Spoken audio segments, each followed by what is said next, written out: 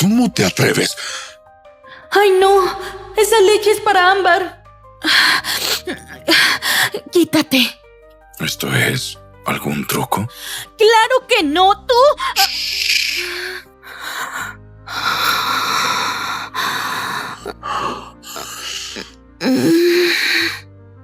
Vaya, Lara. Sí que logras excitarme rápido.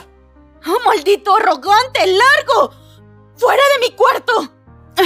Veo que estás desesperada por mí, pero puedo darte justo lo que quieres, Lara. Como en los viejos tiempos. ¿Pero qué dices? ¿De verdad crees que solo estoy haciéndome la difícil? Tú viniste a buscarme. No te creas la gran cosa. Tú fuiste la que dio vuelta a mi mundo, Lara. Y ese fue mi error, el peor que cometí. ¿Crees que es un error? Sí, un error del que me arrepiento cada día desde hace 2 años. Si pudiera volver el tiempo atrás, desearía no haberte conocido. Cariño, escuché ruidos. ¿Está todo bien? Mamá. No puedes saberlo de Ámbar. Me encanta ese aroma. ¡Oh! ¡Por Dios! Tómate tu tiempo, cariño. Disfrútalo. Las madres solteras también necesitan divertirse. Bien hecho.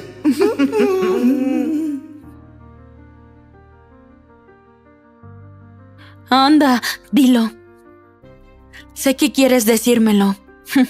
Zorra barata, dime lo que quieras, pero lárgate de mi vista. Un error del que me arrepiento cada día desde hace 2 años. ¿Por qué estás llorando, Lara? Porque la leche de Ámbar se desperdició. Porque me da miedo que me la quites. Por tu cobardía y prejuicios. Tengo que esconderla del mundo como si fuera menos. No te incumbe, Gael. No es como si te importara. Bien, entonces serás exiliada de inmediato. ¿Eso te gusta más? Digo... No tiene por qué hacerlo, Su Majestad. Lo prometo. En cuanto encuentre a quien estoy buscando, me iré. Ya no volveré a este reino. Así que por favor, sal ya. Lara. ¿Qué quieres? Me gustaría entender una cosa. Es raro que una mujer soltera se hospede en una guardería. A menos que haya un bebé. Gracias a usted, Su Majestad. No hay ni una sola posada en esta tierra que acepte humanos. Si no fuera por la amabilidad de la señora, estaría durmiendo en las calles. Por un momento, creí que tuviste una hija por lo que sucedió entre nosotros. No, qué lástima. Así que no seré la próxima reina que te acompañe. Pero no pasa nada. Hay filas de mujeres esperando darte un heredero. Sé el odio que me tiene, así que reconozco mi lugar. Su Majestad.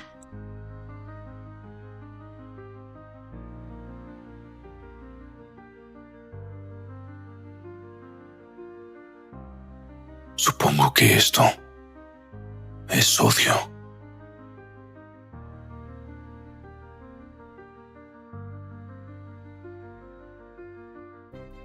¡Por favor! ¡Ah! Solo quiero ver al sanador por 5 minutos. Mi hija necesita ayuda.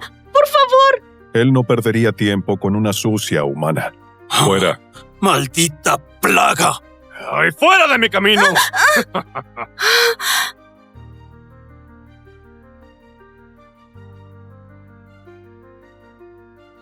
Su Majestad, vi a la señorita Valdés. A partir de hoy ese nombre está prohibido en mi castillo. Su Majestad.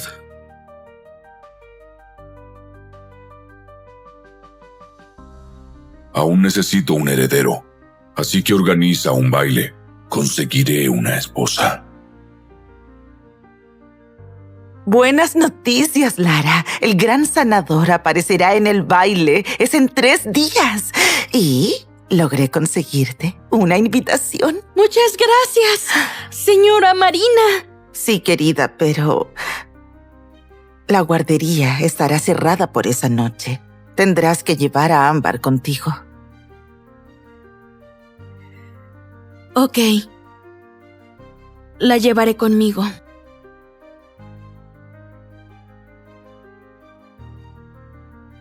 Bueno, aquí estamos. Encontraré al sanador y me iré de aquí. Estarás bien, bebé. Papá, hola, papá. Hay mucha gente, así que Gael no se dará cuenta de que estamos aquí. Será sencillo.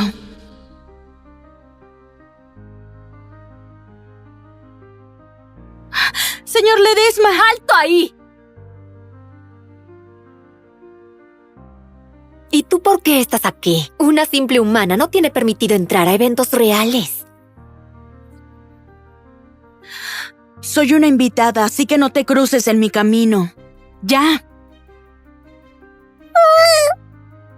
Ups, parece que ya no podrás entrar. ¿Cómo te atreves? Señorita Valdés, acompáñeme, por favor. Gracias. ¿Qué haces? ¡Dejaste pasar a una humana! Ay, cielo, no tienes idea. En este castillo tenemos prohibido hablar de la señorita Valdés, así que no puedo contradecirlo y avisarle que llegó con una niña. Ya sabes, solo cumplo mi palabra.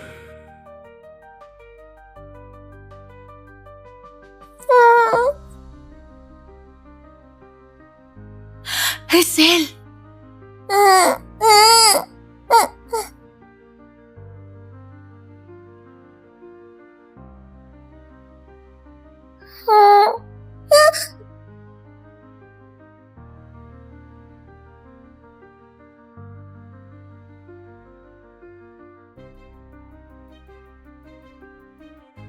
Hija, no, ahora no es momento. Tu padre no puede saberlo. Ay, gracias a Dios. Debo ocultarla ahora mismo.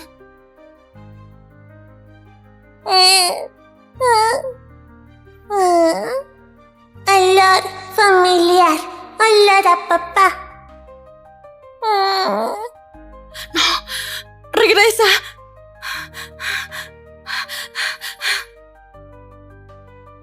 El baile real está oficialmente.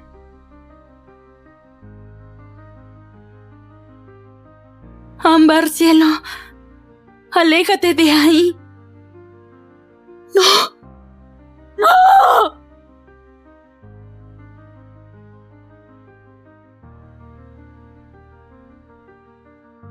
¡Ámbar!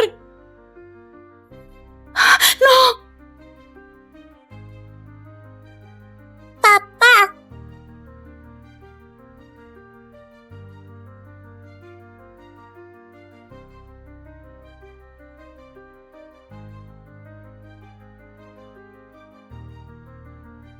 En esta tierra de magia y fantasía, los dragones reinan sobre todos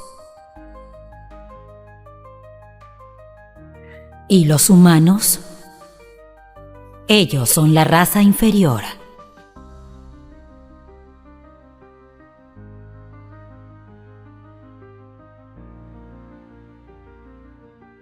Pero todo cambió el día que una humana conoció al Rey Dragón, el sueño de cualquier humano.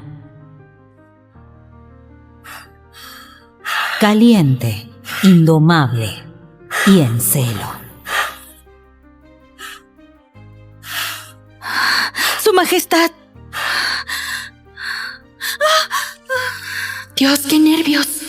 No puedo creer que esté tan cerca del rey. No puedo resistirme.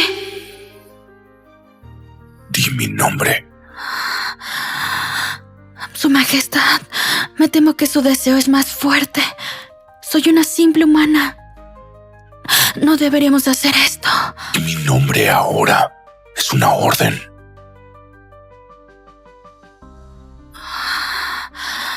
Gael.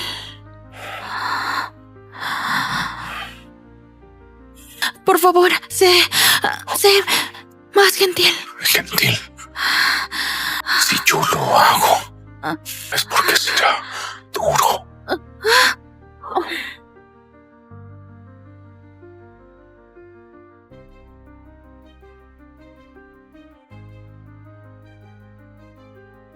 ¡Esa zorra!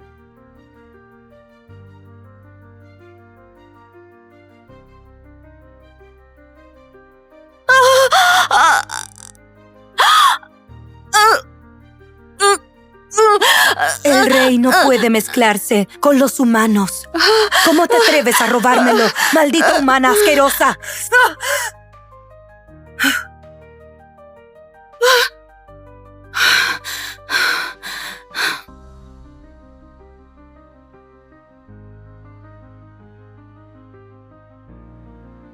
Vuelve a tocarla. Te mato. Su Majestad no puede defender a alguien como ella. Tan solo mire la profecía.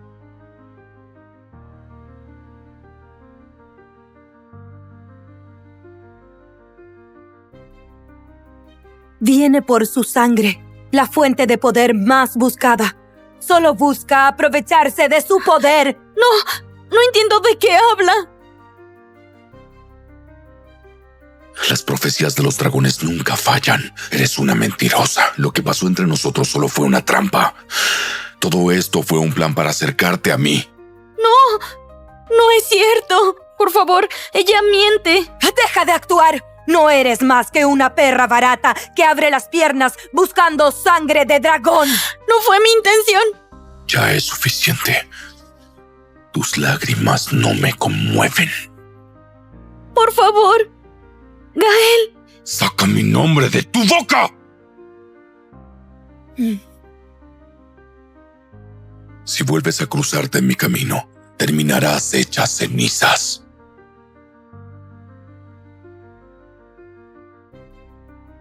Te acostaste con él y al final te descartó como si fueras basura. ¿Cómo se siente, humana? Fuiste tú.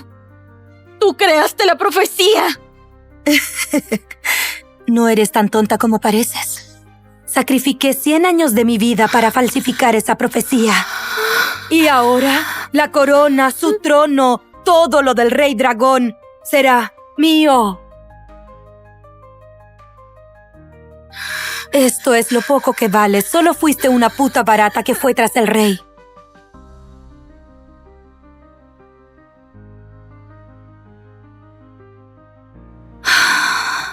Tranquila.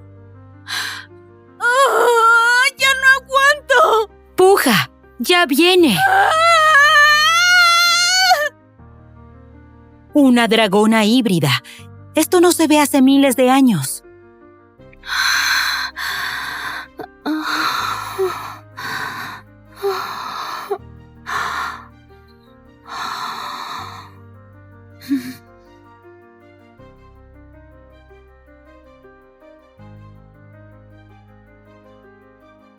Mi pequeña, siempre estaremos juntas.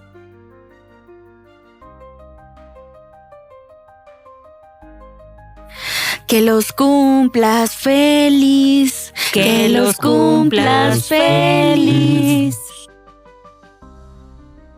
Ámbar, ¿qué pasa? Su sangre de dragón despertó y está tratando de liberarse.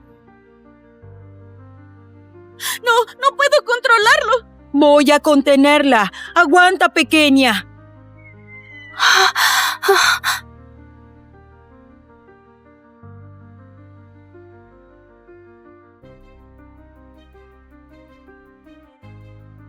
¡Ámbar! Por ahora nadie se dará cuenta. He sellado sus poderes. Pero eso no va a durar para siempre, Lara.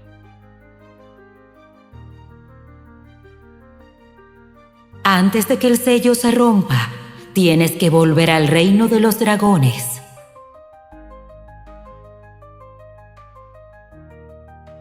Y buscar al gran sanador. Estoy de vuelta. Tus lágrimas no me conmueven. No creo que tu padre acepte esto, Ámbar. No puedes saber la verdad. Te prometo que no dejaré que se interponga entre nosotras. Nadie te apartará de mí. Volveré por Ámbar en cuanto termine. No. Está bien, querida. La cuidaré bien. Es un angelito. Te esperaremos aquí. ¡Atención a todos! Por decreto real, la mujer capaz de darle un heredero al Rey Dragón será parte de la realeza. Se convocan a todas las damas del reino, sin importar su raza. ¿Escuché bien? ¿Gael busca esposa solo para tener un heredero? ¿Papá?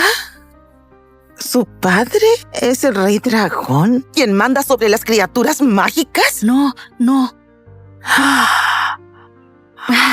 Su papá no tiene nada que ver. Te la encargo. Ya debo irme. Esa mirada es muy parecida a la de Gael.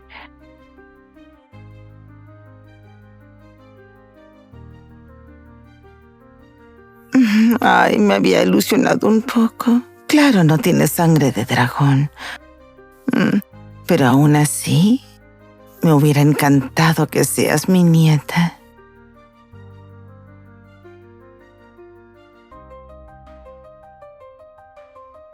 Lara Valdés, puedo sentir tu presencia.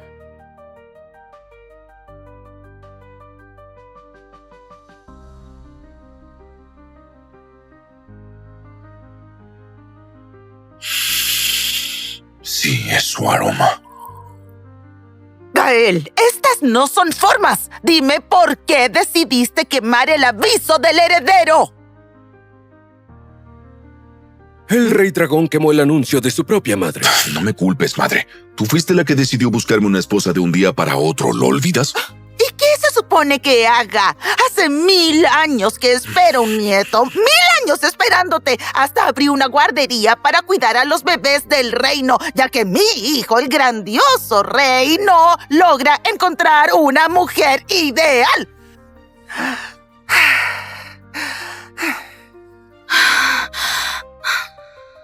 Debo olvidarme de ella, solo buscaba mi sangre. Si vuelve por mí, le haré saber con mis llamas que no es bienvenida.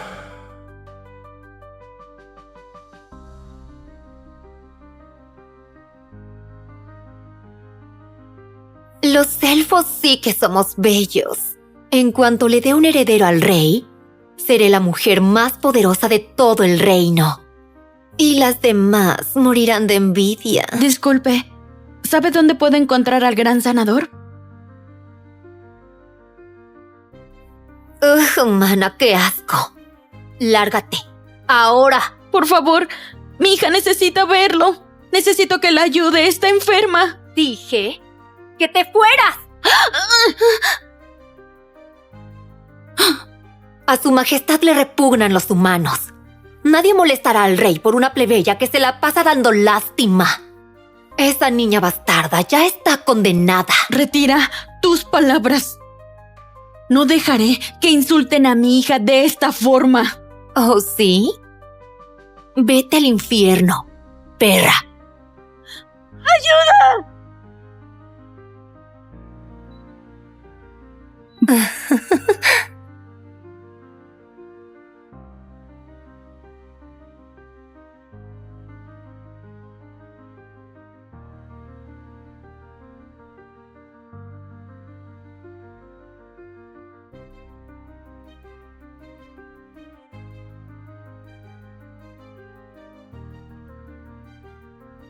¿Gael? ¿Qué hace aquí? ¿Por qué está ayudándome? Pensé que me odiaba. Porque siento que debo protegerla. Quizás no me reconoció. Gracias, señor. Usted me salvó la vida. Ya debo irme. Creí haber dicho que no quería volver a verte, Lara. Señor, ese no es mi nombre. ¿Estás segura?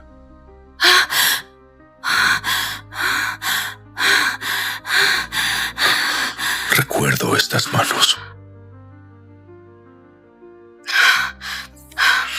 Recuerdo a la perfección su tacto. ¡Suéltame! Y estas piernas.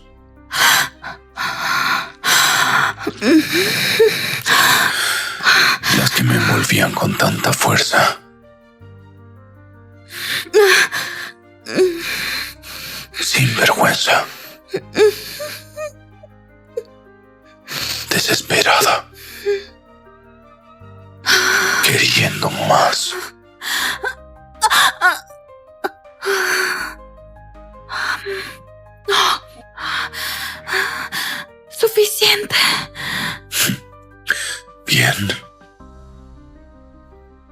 pero tu cuerpo habla por ti.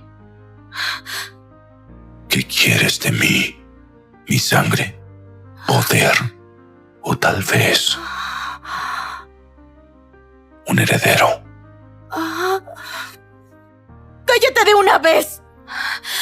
Sí, estoy buscando a un hombre, pero créeme, no eres tú.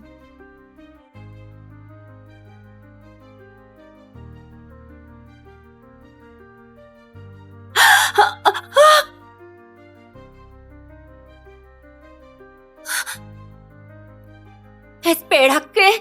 ¡No! ¡No, no, no, no! ¡Nueva primicia! El Rey Dragón tuvo un encuentro con una humana y a plena luz del día. Eso no es cierto. Fue sin querer. Sin querer, ¿eh? Eres capaz de hacer cualquier cosa por mi atención, ¿cierto? No, yo solo... ¿Querías reducirme? Su Majestad, le aseguro que no busco nada con usted. Le prometo que no volverá a saber de mí. Bien. Mantén tu palabra. No quiero verte merodeando por mi castillo. Tampoco quiero que esperes al cambio de guardia ni que entres a la Torre del Norte, segunda a la izquierda, a buscarme por la noche. ¿Entendido? Sí, Su Majestad.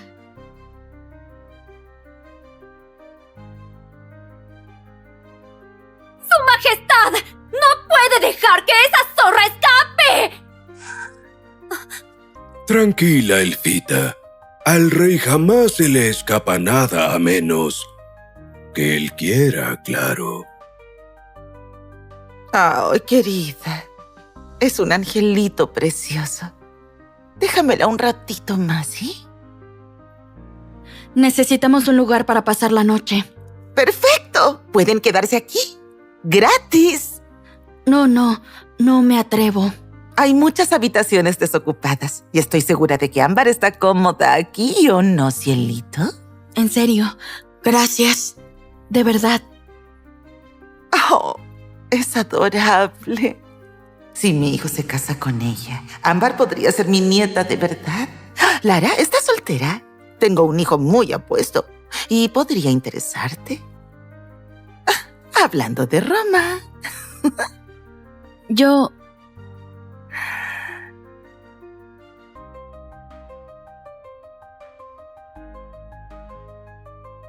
Señoritas, ¿les gustaría comprar algo de pan para ayudar a los lobitos scouts? Oh, claro.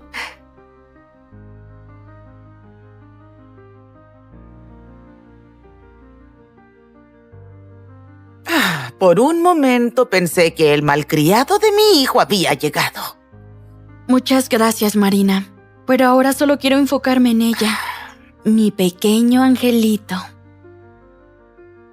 Por cierto, ¿conoces algo sobre el gran sanador? Estoy buscándolo.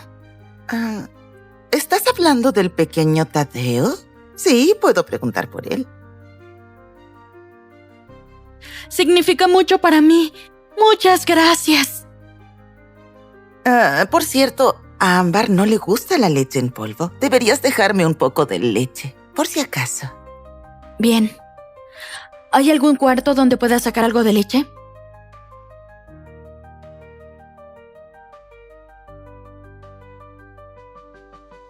¿Algún movimiento sospechoso en el castillo? Su Majestad, ¿no se cansa de preguntar siempre lo mismo? Si está preguntando por la humana, no apareció. Incluso con las instrucciones tan detalladas que le dio. Nadie ha mencionado a esa mujer. Solo estaba preocupado la seguridad del castillo.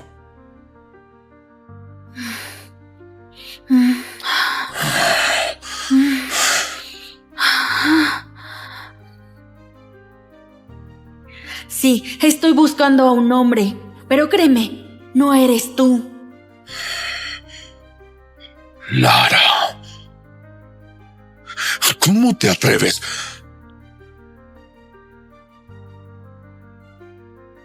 "1,000 brides, 1,000 graves, and I just volunteered to be next. They call him the Dragon King, cursed, barren, and drowning in the blood of every wife who couldn't give him an heir in 2 months. Fail him, and you lose your head. So when I was ripped from my world and dumped into his nightmare realm,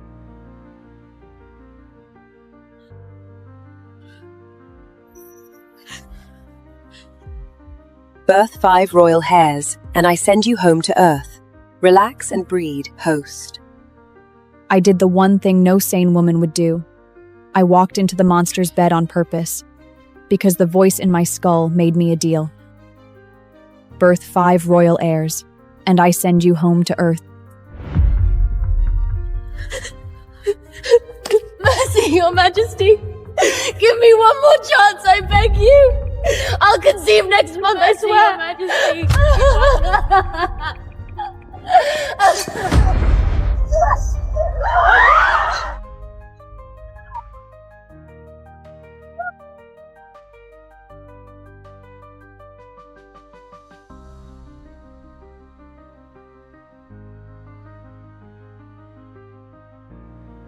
Examine me first, Your Majesty. Faster. I tire.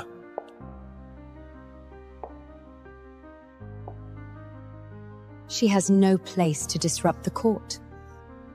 Drag this filth out and flog her. No!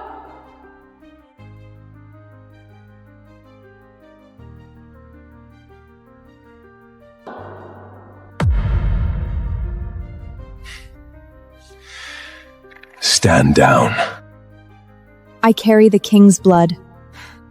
Who are you, a serving maid, to silence me before he speaks? I can feel his gaze clinging to my belly like he wouldn't let go. I'd guessed right. To this monster, a child was the one shield no blade could pierce.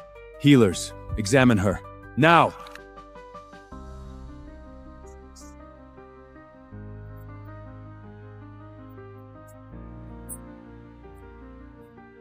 Well? Your Majesty, she's pregnant.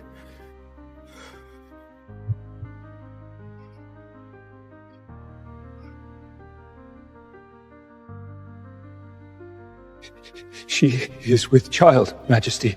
Only... Speak. An ordinary woman shows nothing at 1 month. Yet her belly swells like a harvest gall. Has she laid with another man and smuggled a bastard into your line? Is that so, Lara? I began to sweat. I did spend a night with the Dragon King, but these babies are not naturally conceived. No, Majesty! The light reads true. The seed is yours beyond doubt. It is only the life force coils strangely. We beg leave to read her again. That's impossible. I made certain... Say it again. I have an heir. Yes? Yes, Majesty. I can't help but piqued. The king, he looked so young. It's hard to believe, but for one heartbeat, the tyrant who had buried 1,000 women looked almost like a boy. Read her again. If the child is unstable, name the cure. Bleed the treasury dead to keep it breathing.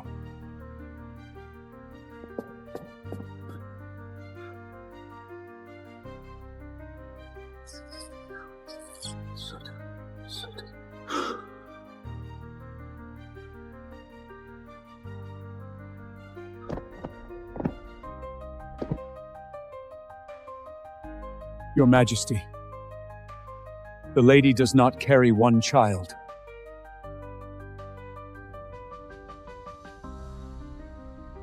Not one? 5, Majesty. We have counted 3 times. 5 royal elves share her womb. 5! I knew the curse was a lie! Let the old vultures dare push another man's son onto my throne now! I moved to kneel, but he caught me against his chest instead. I'm bewildered. This behavior is so unlike him. You will never kneel to me again. A privilege. I'm surprised. This is what 5 heirs get me. Yes, my king. I noticed Roxanne across the hall, frozen and pale. Her eyes were fixed on my belly with a horror she couldn't hide. I didn't mind her. I was focusing on one thing, the babies, and the promise to send me back home. But the thought tasted strange, even then. because the man holding me smelled of storm and cedar, and his arms had gone gentle as a vow. Name your reward, my lady. A title for your kin? A crown for your own brow? I want only one mercy, your majesty. Name it. I wish. Repeal the law. No more brides to the blade for a barren womb. The moment those words left my mouth, I felt his arms went stiff around me. The whole court went dead silent. This king killed men for questioning his decrees. I set my hand on the one wound he never forgave. 1,000 graves had been dug to that law. Asking him to undo it was asking him to call himself wrong. A long, cold silence stretched until I could hear my own heart. Granted. Guards, move the Lady Lara into my own chambers. I want her where I can see her day and night. I noticed Roxanne again, across the hall. Her painted smile never wavered, but her eyes followed me like a hunter marking prey. I should have felt nothing but triumph. A mercy granted, 1,000 future brides spared, my place secured until the birth. Instead, when he set his hand at the small of my back and led me from that blood-stained hall, something in my chest turned over. Careful, I told myself. He's a means to an end. 5 heirs, and you're gone. Don't you dare grow roots in a world you're leaving. But that night, in the warmth of his chambers, he laid his palm against my belly, as if it were made of glass. And somewhere in the star tower above us, an old man was already reading my ruin in the sky.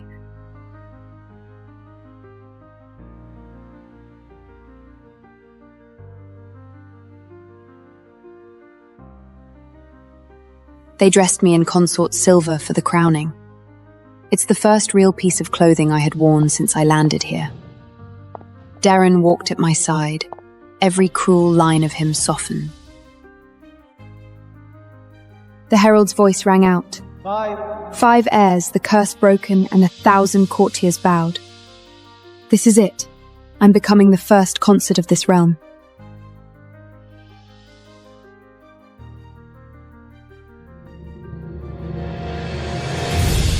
Your Majesty!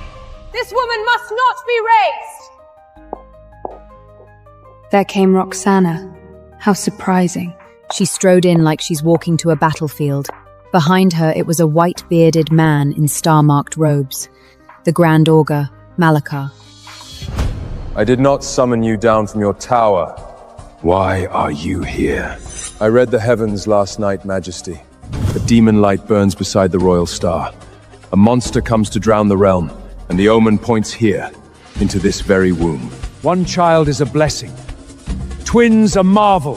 This woman breeds 5 at once. That is no blessing. That is a beast sign! A doom star wearing a child's face! The court rippled with fear. They already whispered like they believed my babies would bring apocalypse to this realm. 5 in one womb. Unheard of. A demon, surely. What else could it be?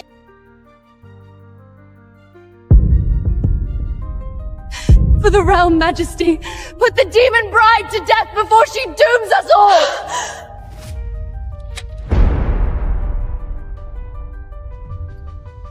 With the king's favorite and the augur leading, the lords fell like wheat.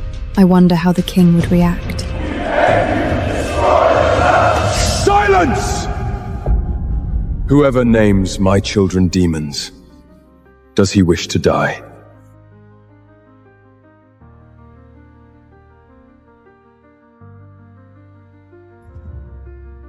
A death pardon, granted by your late father's own hand.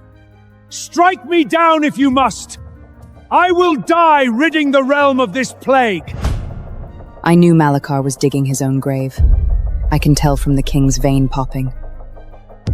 But the fool didn't notice. Or he did, but he simply chose to ignore it. He wanted me dead, me and my babies.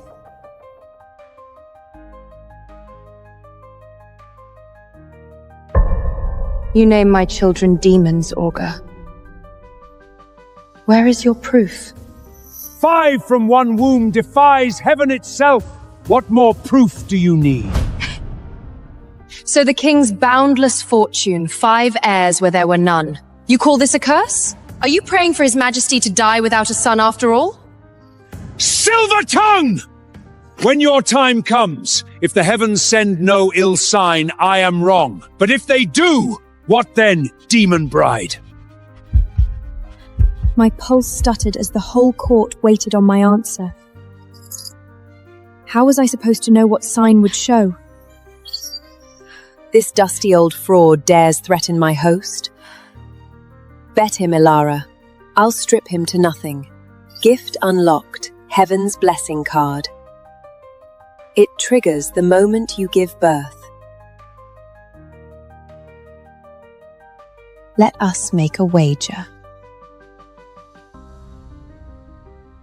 If, on the day I give birth, the heavens send disaster as you claim, I will lay my own neck on the block, gladly.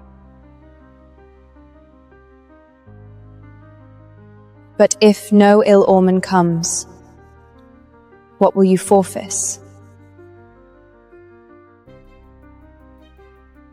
And what of the maid who slandered me?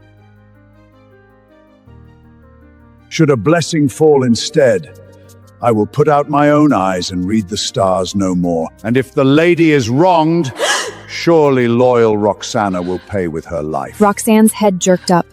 I could tell she wanted no part of this, but the augur's certainty pinned her. She had no path left but forward. I accept the wager. If I have wronged the lady, I will die to atone. Then it is sworn. The whole court bears witness. In 8 moons, you both lose. You gamble your own neck without asking me first. I don't gamble, Majesty. I only bet on certainties. He stared at me a long moment, and something flickered in those cruel eyes. Not anger, curiosity. And under it, the first dangerous root of something warmer. Don't look at me like that, Dragon King. I am a debt the heavens will collect, and then I am gone.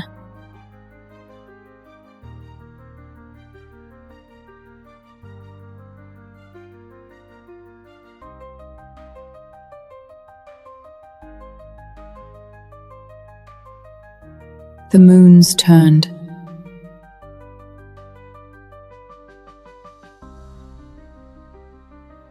My belly grew vast, vaster than any woman the realm had seen.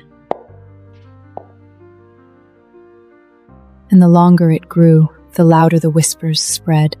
Demon bride, doom star, 5 in 1. Servants made warding signs when I passed.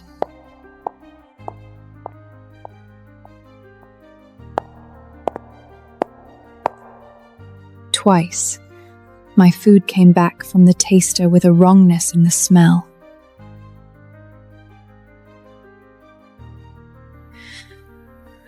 The wager had only made me a bigger target. If I died before the birth, no omen would ever come to clear me. Some of them had worked that out. Darren set his own guards at my door. Day and night, he came to me each evening, and each evening his brow was darker with a worry he could not say aloud. Eat nothing I have not watched prepared. Trust no hand but mine. I stared at him, silently surprised. My carefully walled heart cracked one more hair's width. You'd taste my broth yourself, Majesty.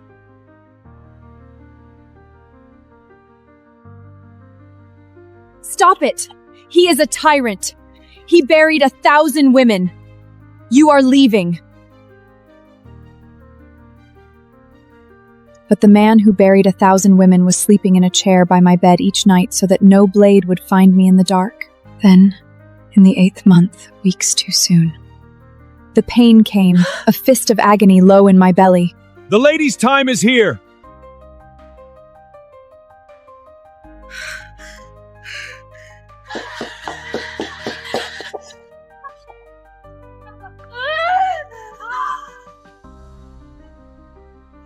Sweat poured down me. Through the agony, I heard Roxana's voice rise, sweet and triumphant over the storm. Fire! The royal chamber burns! It's judgment! Heaven's judgment! Look, all of you! Black clouds, lightning on the palace, the heavens rage! The Devon is coming into the world! Lords nailed in the pouring rain, howling for my blood. Do you see now, Majesty? This is your blessing! Fire from the sky! The blackest of omens!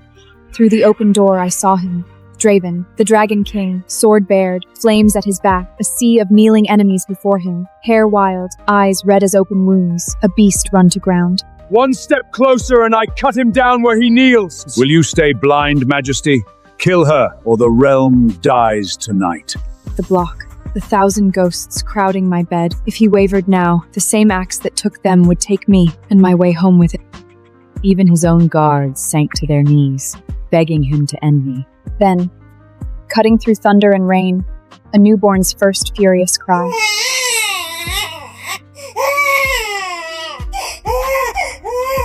First hair detected. Heaven's blessing deployed.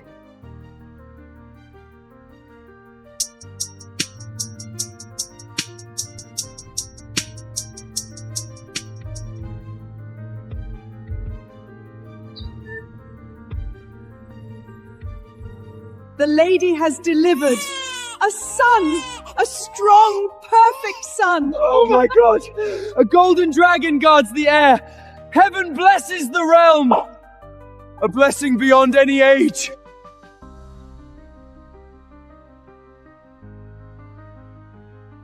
Do not be fooled. There is only one true dragon, and it is the king. A child who summons a dragon at birth bears the throne seeker's mark. It will devour the crown. Kill it before it grows.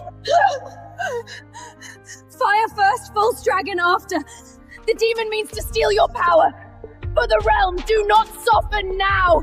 Darren traved in air, but he loved his throne more and trusted no one. One whisper of throne stealer could turn a father's heart to a blade in a breath. I screamed into the dark behind my eyes. System! He's twisting it! Do something now!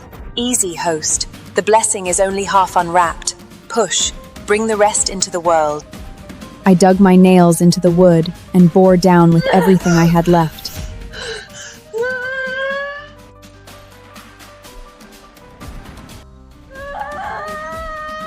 I screamed, and the second child slit free, then the third. Easy, host. I'm changing the narratives now. System told me the fading gold flared back to blinding life. System told me, from the scorched earth, golden lotuses erupted. Palm-sized, jade-petaled, blooming in a path from my door to the foot of the dais. Their fragrance washed the blood and ash away.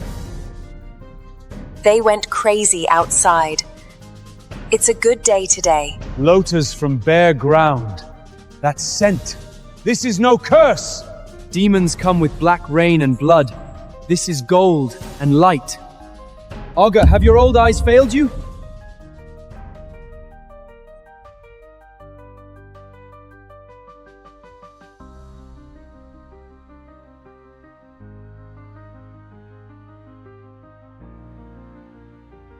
There it was, the moment the whole court finally saw it. He was wrong. They were both wrong. I bore down again. The fourth child. The fifth, and the sky answered with music. Unearthly, soaring. 100 spirit beasts of light stampeded through the clouds, and among them ran the 4 great guardians of legend. In the deepest gold, a vast white-robed figure raised a sleeve, and the heavens wrote a single blazing word across the dark. Blessed. 3 princes and 2 princesses. Majesty! 5 heirs! All safe! All whole! 5 heirs. The system's deal. Done. My ticket home. But the sweeter thought came right behind it. The wager. They swore it before the whole court. The augur's eyes, the maid's life. I just won both.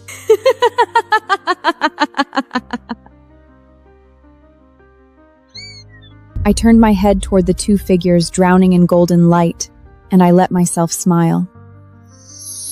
You called my children demons, augur. Now the king collects your debt, in front of everyone you tried to turn against me.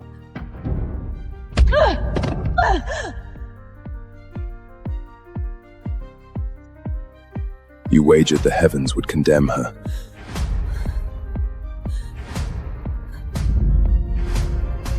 The heavens have spoken. Now I will. Hear my decree. The Lady Lara is named Queen, Mistress of the Realm, this very day.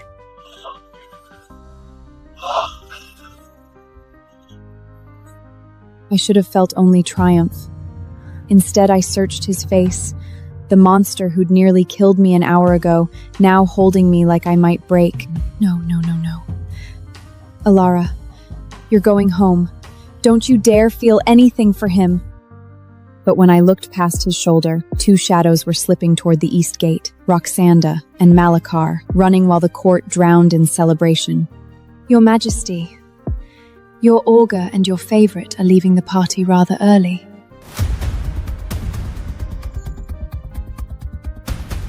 Seize them!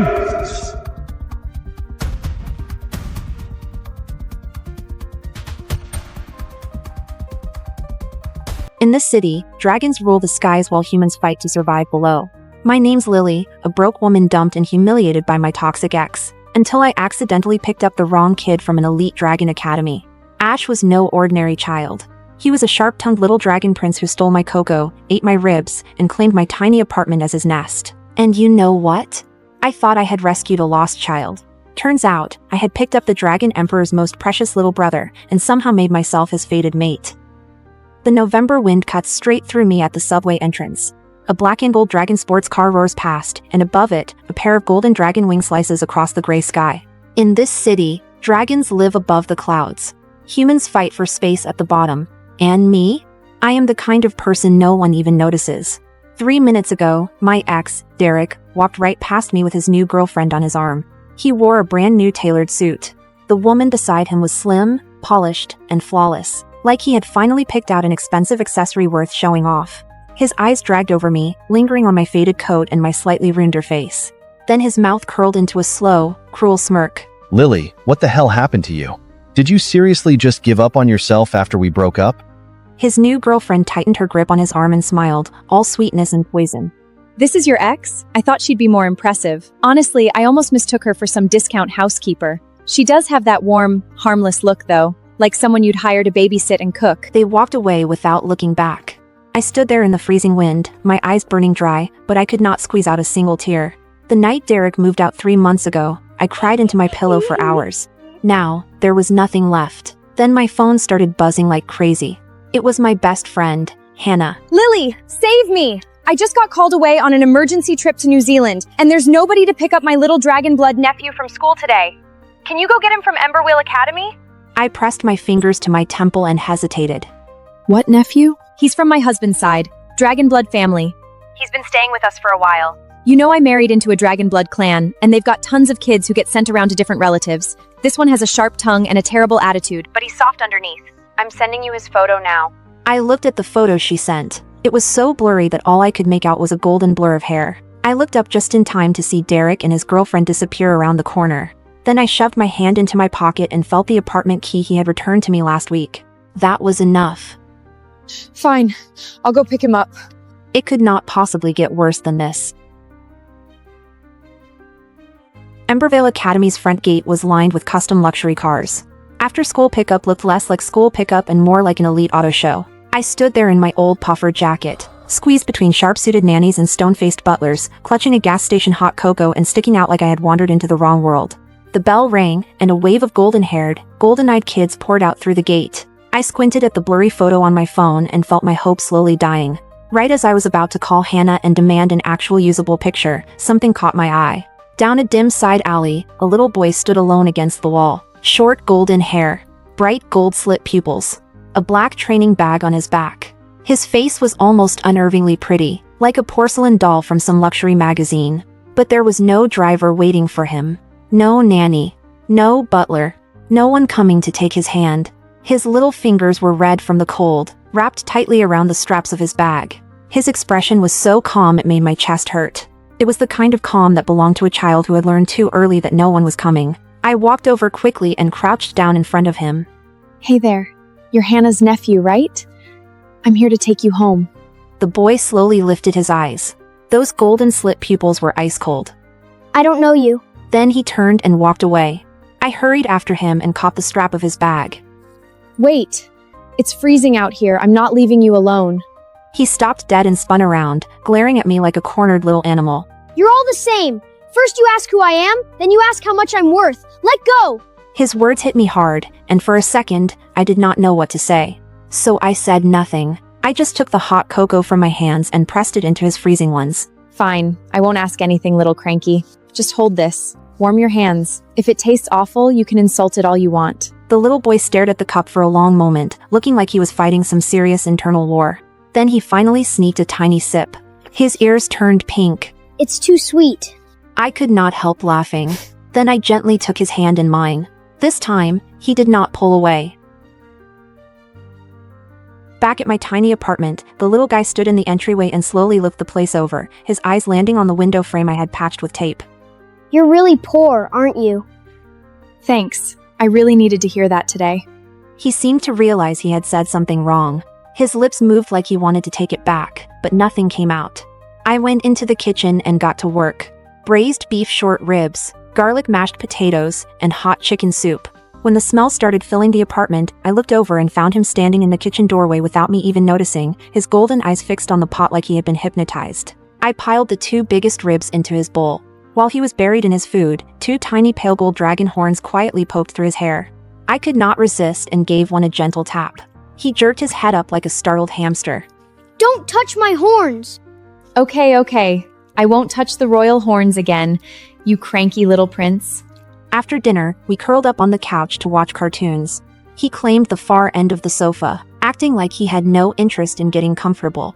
But every time I looked at the screen, his hand darted out to steal a piece of fruit from the bowl. Then he snapped right back to his corner, pretending nothing had happened. I bit back a laugh and pretended not to notice. For the first time all day, things almost felt easy. Then Derek sent me a voice message. I tapped play before I could talk myself out of it, and his voice filled the room. Lily, the way you looked at that subway entrance today, honestly, you need a wake-up call. You used to at least try to look put together. Now you look like you've completely fallen apart. Stop lying to yourself. You were never the kind of woman who belonged anywhere near the top. The smile faded from my face. I did not even notice the little guy had scooted closer until I saw him staring at my phone. His face was far too serious for a child his age. He stayed quiet for a while before he spoke. Does he always talk to you like that? It's grown-up stuff, not your problem. He frowned hard, and his voice went flat and cold. He's wrong. You're not what he says you are. You could have left me at that school and walked away. You didn't. My nose started to sting. That's sweet of you, little cranky. But you don't get it. People like him look at people like me and they already decide what we're worth. He sat up straight and cut me off. I get it. I've been around a lot of adults. I can tell when someone actually cares and when they just want something from me. My brother can tell too. Besides, I'm not cranky. I have a name. Ash. Got it, Ash. Wait, your brother? He lifted his chin, and the pride in his voice was impossible to hide. My brother is incredible. He never falls for a pretty face, and he can spot someone scheming from a mile away. He has the best judgment of anyone. The look on his face, completely serious while he hyped up his brother, made me laugh. He sounds like a pretty remarkable dragon. Someone like me. I'm sure he wouldn't even give me a second look. The little guy bristled immediately. That is not true! I reached over and ruffled his hair. Relax. I know your brother has the best taste in the world. But he and I are from completely different worlds. Different worlds? We'll see about that once he gets here. His voice was so low it was almost swallowed by the cartoon playing on TV. I did not catch a word of it. But the tip of his tail flicked once, and something stubborn flashed in those golden eyes, like he had just made a quiet decision no one else was supposed to hear. The next evening, Ash had been acting strange all day. He sat on my couch hugging a throw pillow while cartoons played on the TV, but he clearly was not watching a single second of them. Every few minutes, his eyes drifted toward the balcony. At some point, he secretly pulled out that black and gold calm watch, turned his back to me, and made a call like he was planning a tiny royal escape. Hey, where are you right now? Yeah, I'm out. And made a call, and like he was planning, I'll send you royal escape. Come pick me up, I'll send you the address. Stop asking questions and just come. He hung up fast, like he was afraid one more question would blow his cover. I poked my head out of the kitchen. Who was that? Ash tucked the watch behind his back and lifted his chin, trying very hard to look casual. My brother. He's coming to pick me up in half an hour. Something hollow settled in my chest. I had known from the start that he was not mine to keep. Still, hearing that he was going home stung more than I expected. That's good. I'll feel better once your brother gets here. Ash looked at me from the corner of his eye. He opened his mouth like he wanted to say something, then only let out a quiet, grumpy little huff. The truth was, he did not want to go back to that cold dragon estate at all. My couch was not fancy. The rug was old. The kitchen was barely big enough for one person to turn around in. But here, there was hot cocoa, braised ribs, and someone who wrapped a scarf around his frozen hands without asking who he was or what he was worth. He liked it here. More than that, he wanted his brother to see it too. He wanted his brother to see the woman who had been talked into believing she was worthless, and he wanted him to see how wrong that was. Half an hour passed fast. Ash jumped off the couch and rushed to the balcony, yanking the curtain aside. His eyes lit up at once. He's here. I looked out before I could stop myself. At the far edge of the evening skyline, a blazing streak of gold tore through the clouds at an impossible speed, shooting straight toward my rundown apartment building. It came closer and closer, like a burning star falling out of the sky, carrying a pressure that made it hard to breathe. Then it crashed into the empty lot below with a thunderous boom. The light faded. A tall man stood in the cold evening air after the rain. His long black coat billowed in the wind, and his gold hair burned like fire in the fading light. He looked up once, and I took half a step back before I even realized it. This was not the presence of some ordinary rich man. This was someone born above everyone else. Someone the world had learned to bow to. I froze at the window, my heart pounding hard in my chest. That's your brother? Ash lifted his chin, pride written all over his face. Yeah. I panicked completely. I looked down at my baggy old sweater, then at the messy living room around me. You go down by yourself. Just tell him I'm not here. This place is a mess, and I'm not even wearing makeup. Your brother is obviously not a regular person. I don't want him seeing me like this. Ash immediately scowled and grabbed my sleeve. No way! Ash, come on. He came for you, not for me. Ash's voice went quiet and serious. Why do you always act like you're not allowed to be seen? I froze. He looked up at me, his gold eyes bright and stubborn. You came for me! You fed me! You never tried to use me! You have nothing to be ashamed of, so stop trying to hide! I could not find a single word to say. Then the doorbell rang. Ash let go of my sleeve and ran for the door. But right before he opened it, he looked back at me one more time with a small, satisfied gleam in his eyes. He had said he was only calling his brother to pick him up. But in that moment, I had a strong feeling this little dragon had been scheming from the start. The lock clicked. I stood frozen in the middle of the living room, twisting the hem of my old sweater between my fingers until the fabric nearly stretched out of shape. The door swung open. Framed by the harsh white hallway light, a tall man stepped out of the dark and into my apartment. The force of his presence hit me before he said a word, and without meaning to, I found myself breathing more quietly. He was so much taller than he had looked from the balcony. His brilliant gold hair was damp from the rain, catching the light in soft waves. His features were sharp, flawless, almost too perfect to be real, but it was his eyes that made me go still. Dark gold slit pupils, cold and commanding, carrying the quiet authority of someone who had never once needed to ask for power. His voice was low and magnetic. Ash. Then his gaze shifted. Without pausing, it moved past the little dragon and landed directly on me. The second those dark gold eyes locked onto my face, his entire body went still. Not with contempt. Not with the cold, judgmental stare I had been bracing for. It was something far more dangerous. Something closer to shock, like the ground had shifted beneath him and he had not been prepared for it. His pupils widened sharply, and his lashes gave one sudden, involuntary flicker. I stood there with no idea what had just happened, only feeling a strange warmth spread through the air between us. Ash's eyes went wide, like he was watching something huge unfold right in front of him, because in his dragon sight, the aura around his always cold, always untouchable brother had started to blaze. Pure, radiant gold light rolled off him in silent waves. This was not ordinary dragon breath. This was the ancient bond signal, the one dragon blood gave off from deep inside the body when a dragon came face to face with his destined mate. It was completely involuntary. Impossible to fake. Impossible to hide. Ash looked at his brother, then at me, who clearly had no idea what was going on. Slowly, a smile spread across his face. Brother, you like her. Your face is red. Even your ears are red. The man's gaze cut sharply toward Ash, and the golden glow around him vanished at once. No, I don't. It's just warm in here. Sinking because you're needy. Ash rolled his eyes. It was freezing when you walked in. Sebastian chose to ignore his little brother completely and stepped into the room with a perfectly blank expression. He stood in my tiny living room, all height, power, and impossible composure, wildly out of place and yet somehow making my cheap IKEA dining chair look like a throne. His eyes swept the room once before settling on me. You're the one who looked after Ash? I'm Sebastian. Yes, that's me. I'm Lily. Hannah's photo was so blurry that I thought Ash was her nephew. I didn't know he was your brother. It was a misunderstanding. I'm sorry. I stumbled over the words and, out of habit, tugged at the hem of my top to cover the soft curve of my waist. Sebastian noticed. Something subtle and unreadable flickered in those dark gold eyes. Ash refused to let the awkward silence last. He ran to the dining table, pointed at the plates I had not cleared yet, and launched into his sales pitch with absolutely no shame. Try this! Lily's braised beef ribs. They're 1,000,000 times better than anything that fancy chef at the estate makes. Sebastian's eyes landed on the table. His brow lifted almost imperceptibly as he put on his best high-end mighty act. You let him eat this? There's no nutritional value in any of it. I already ate at the estate. I don't have time for this. He said every word like a cold, superior dragon lord who had never been tempted by a plate of ribs in his life. Then Ash shamelessly pushed a piece toward him. Sebastian looked at the rib, then at me standing there awkwardly, and his body betrayed him completely. He went quiet for a moment. Then he took the fork and took a bite. For one split second, he stopped chewing. The flavor hit him all at once, deep, rich, and far better than he had clearly expected. Under Ash's deeply smug stare, the cold and untouchable dragon lord made no move to slow down.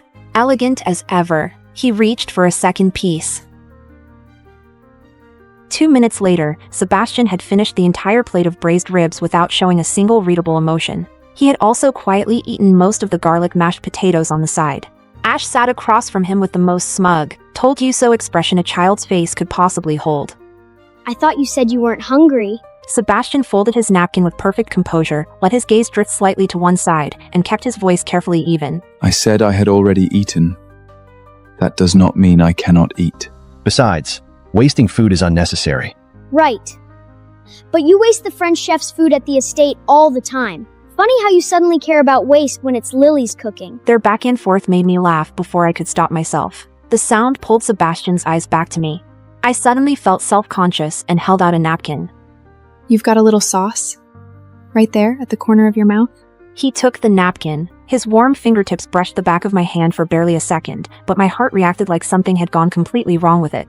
Sebastian cleared his throat, looked away, and the tips of his very handsome ears flushed red. Then came the tug-of-war over whether they were actually leaving. Sebastian stood up, his composure firmly back in place. Ash, we're going back to the estate. You have class tomorrow.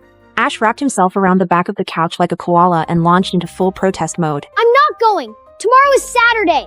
This place is 100 times better than that freezing estate. He was shameless about it, making a scene while shooting meaningful looks at Sebastian the entire time. Because through that obvious mate bond reaction, Ash had already figured out that his brother did not actually want to leave either.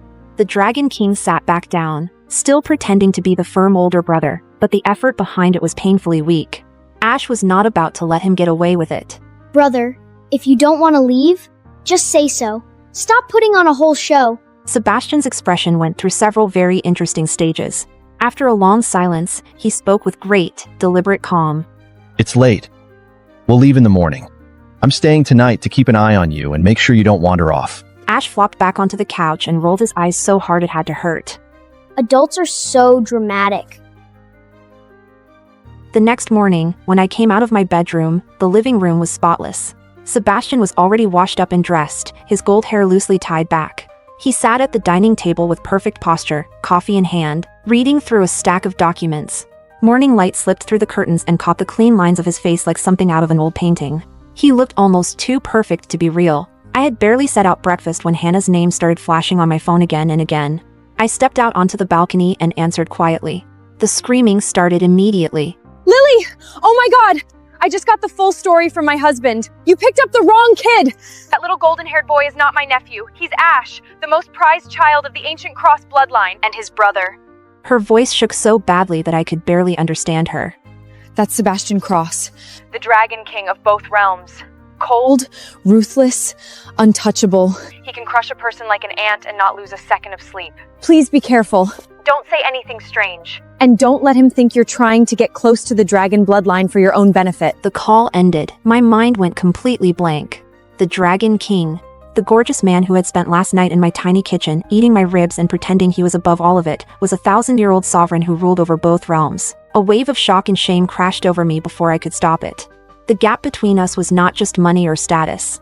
It was the distance between the ground under my feet and the sky above the clouds. I walked back into the living room and, without thinking, put more space between us. Sebastian caught it instantly. He set down his coffee cup, and those dark old eyes narrowed slightly as they locked on me. You're afraid of me. Who called you? Nobody. I think I forgot myself for a second. We really aren't from the same world. Your Majesty, you should take Ash home. My voice came out smaller than I meant it to. Sebastian's hand tightened around the coffee cup. In that moment, the possessiveness in his eyes became so intense almost felt physical. To clear my head and shake off the shock, I took Ash to meet Hannah at a nice cafe downtown that afternoon. Sebastian had planned to come with us, but an emergency council meeting pulled him away at the last minute. Before he left, those dark old eyes locked onto mine with an intensity that left no room for argument. In this city, if I say we're from the same world, then we are. If anything happens, call me. I'll be there. My head was still spinning. At the cafe, Hannah sat across from me looking pale as she explained Sebastian's reputation across both realms. Ash sat beside me with his arms crossed, having eaten most of my chestnut cake without a single apology. And then, because the universe apparently had a terrible sense of humor, it happened. Derek. My ex walked into the cafe with his perfectly dressed new girlfriend on his arm, like he owned the place. His eyes swept over my faded jacket, then landed on Ash sitting beside me, still eating cake. That familiar sneer pulled at the corner of his mouth. He walked straight up to my table in his polished dress shoes and looked down at me. Well, Lily. What did I tell you? You really did find a new low. Now you're running around babysitting rich people's little dragon brats? His girlfriend leaned into him and threw me a dismissive look, loud enough for the nearby tables to hear. She does look out of place here, doesn't she? Every table in this cafe is reserved. She looks like the type who has to check the menu prices twice before ordering water. Derek's mockery and his girlfriend's little jabs pulled eyes from every corner of the cafe. The soft laughter drifting over from nearby tables hit me like a slap, right in front of everyone. Seeing the color drain from my face only made Derek more confident. He leaned into it with that sickening air of superiority, tearing into whatever was left of me word by word. Face it, Lily. You think running around after rich people's kids is going to make you one of them? Men might like your cooking, sure. They might even keep you around for a while. But no man with a name, money, or power would ever claim you in public. You're not built for that life. You never were. Every word landed exactly where he wanted it to. The dignity I had spent 3 months carefully piecing back together came apart in seconds. The stares, the whispers, and the contempt pressing in from every direction made me go cold all the way to my fingertips. I was so humiliated I could barely breathe. Hannah slammed her hand on the table and shot to her feet. Derek, shut your damn mouth! And Ash completely lost it. His small fists clenched until his knuckles went white. Those bright gold pupils narrowed into razor-thin slits, the kind that meant real danger. He stepped in front of me as faint golden scales flickered across his skin, anger rolling off him in waves. You absolute idiot! Do you have a death wish? Some cheap nanny's little half-blood mutt thinks he can talk to me like that? The moment Derek's hand moved toward Ash, everything changed. Boom! Every floor-to-ceiling window in the cafe exploded outward at once. A wall of light and howling wind tore through the room like something divine had just descended. People screamed. Cups shattered. Chairs scraped hard against the floor. Then, in the ringing silence that followed, Sebastian walked in through the wreckage. Gold light blazed around him. Glass and debris scattered beneath his feet. Every step he took carried a murderous pressure so heavy that the air itself felt wrong. His golden hair whipped wildly in the wind. Those dark gold-slit pupils had turned full blood gold, the color of a sovereign in absolute fury. The dragon authority pouring off him, the kind that could force two realms to their knees, slammed down over the room. Derek dropped to his knees in the broken glass before he even understood what was happening. Sebastian did not spare him a single glance. He crossed the room in a few strides and reached me. Then, in front of every frozen, barely breathing person in that cafe, his powerful hands, faintly traced with glowing dragon marks, pulled me against him. Completely. Protectively. Like I was the only person in the room who mattered. Only then did he look down at Derek, who was crumpled in the glass.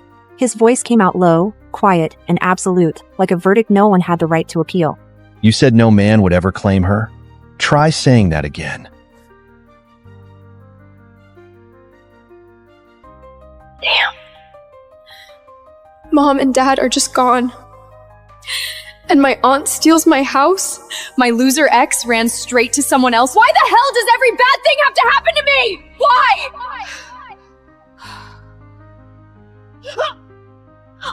Ah, damn it. What is that?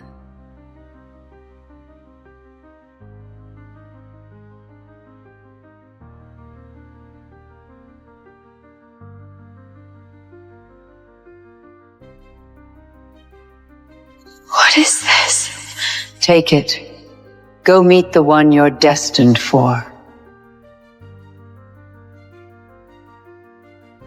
Everything they took from you, you'll get it all back.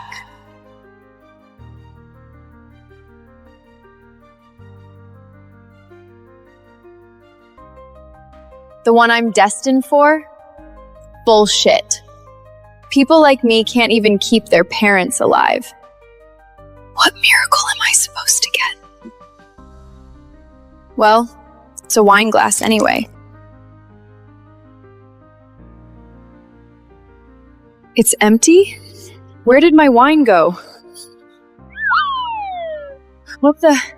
Am I that drunk? Am I seeing things? Wait, is that blood? Oh my god, it's warm!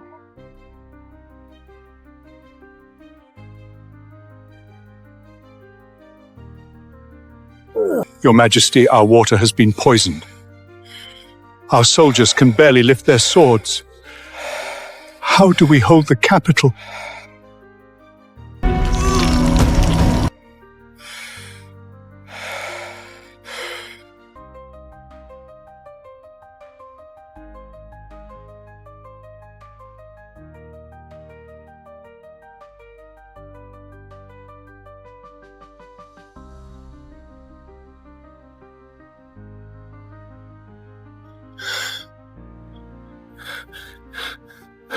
Your Majesty, Germanic forces sent word. They'll give us clean water, but... Say it. They said, If we deliver the king's head before dawn, they'll give the city water.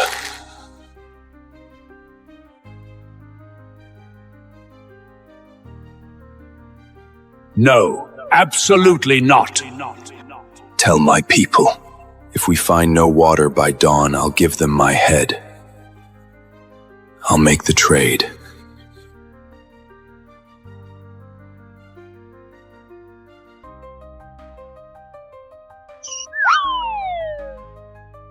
I'm seeing things. I have to be seeing things. My wine! Where the hell is it? Oh, so now you're screwing with me too? Fine, you want a drink? Drink the whole damn river!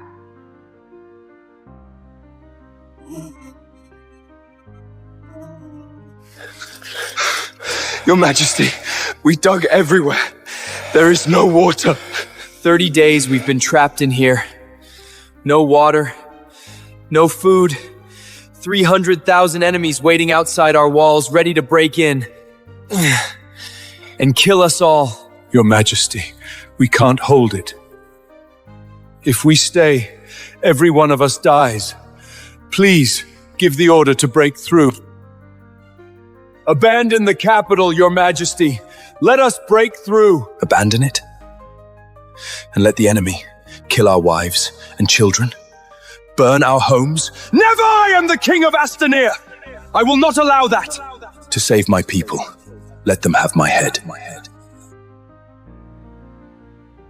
I, Varric, king of Astanir, offer my life. Take my head and let my people drink.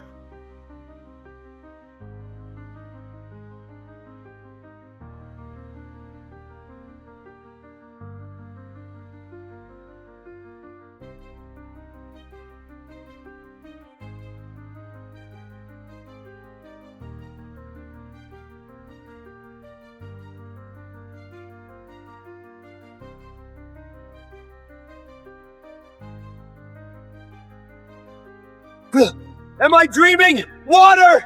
It's water! Your Majesty, is this really water? Is it? Yes, it's water. Sacred water. The gods have sent us sacred water. We prayed day and night, and at last the gods have heard us. The gods stand with Astanir!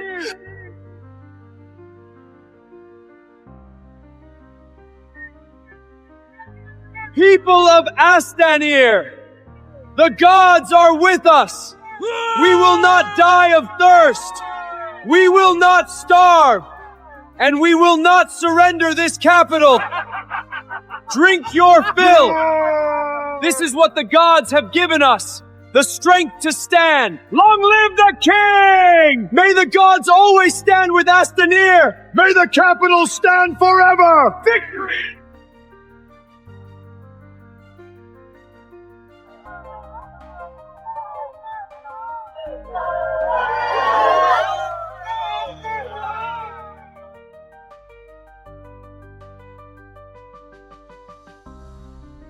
Look! The goddess! She has revealed herself! Your Majesty, we must burn the sacred bones and give thanks to the god! Yes. Yes. Prepare the offering.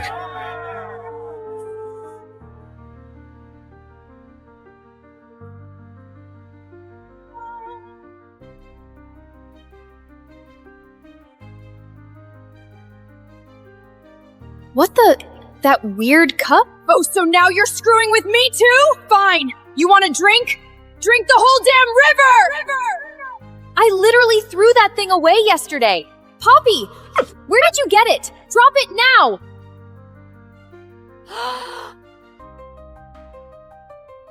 That's a man? Broad shoulders, 8-pack abs? Oh my god, who is it? A Hollywood star? How did he get hurt so badly?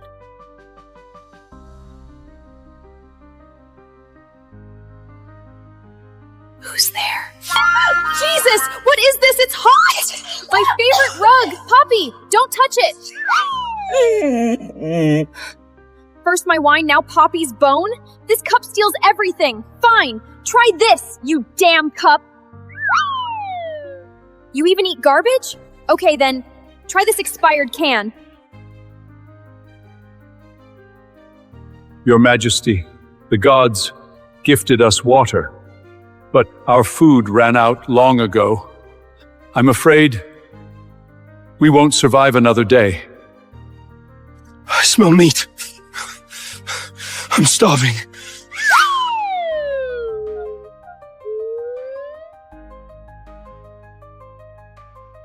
A bone with meat! The gods have answered us again! We can make broth! We're saved! Whoa, bread. It smells so good. And it's so soft, way better than the bread nobles eat. Wait! There's meat in it too? What is this? I can smell meat. It must be food too. Let me.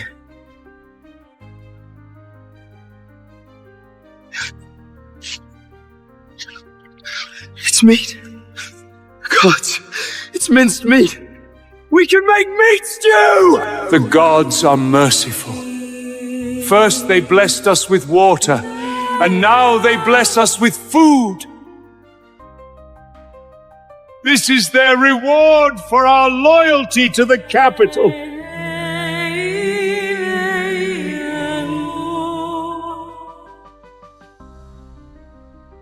Your Majesty, there isn't enough. Even stretched into soup, this food won't feed them all. Take it. I'm not hungry. The capital needs you stay strong. Your Majesty, are the gods real? My child was only 5. He starved to death in my arms. Where were the gods then? The gods. I blame them too. My father died. My soldiers died. My people died, one after another. But now, they gave us food and water. So I choose to believe. Merciful gods, as the king of Astanir, I beg you, send us more food and water. I will build you temples and monuments. We will honor you for generations. Please, do not let our old and our young die in the streets. 1200 BCE. The kingdom of Astanir has been besieged for a month. Water poisoned. Food depleted. The goddess will see your devotion. May she protect Astanir.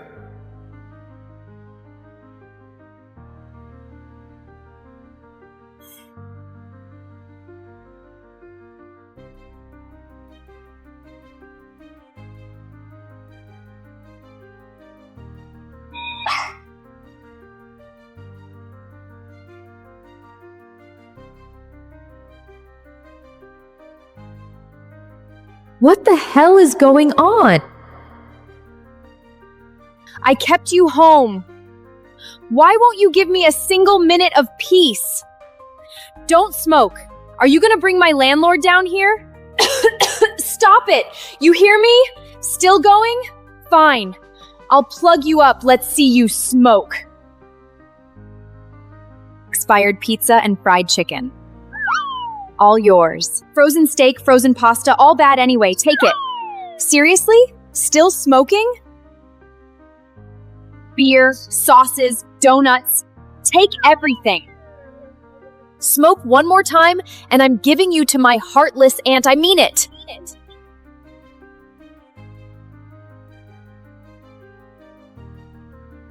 Our prayers worked! The goddess has sent us so much food! My gods! What meat is it? This is so good! I could die happy right now! Look! It stretches! This is wine made from grapes in a glass bottle? The goddess really lives the good life. Listen, you trash! We got food from the goddess! 1,000,000 times better than your scrap! Astanir never falls!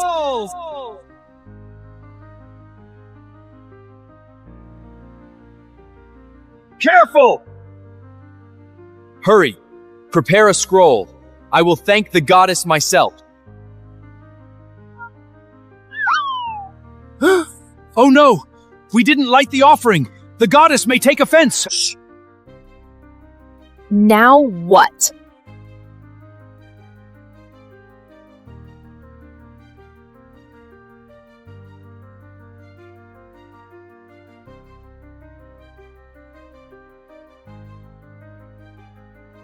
Carmen, please. I just need a little money. My rent is due. The landlord's gonna throw me out on the street. Please, just this once. Get off my rug. It's handmade in Italy, costs more than your life. You want money? Your parents died, and all of their problems came to me. Problems? Fine. Give back the house my parents left me. Listen. I pay the taxes. I pay the bills. One more word, and you're out with nothing!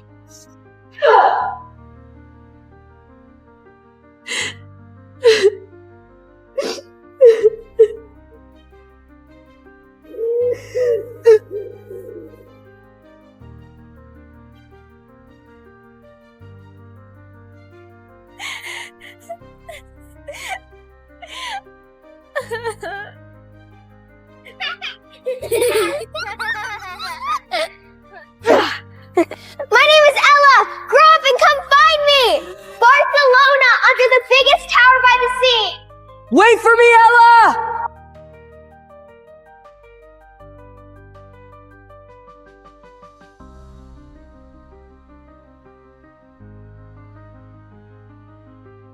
Your Majesty, please stop waiting. There's been no sign from the chalice all night. It's on me.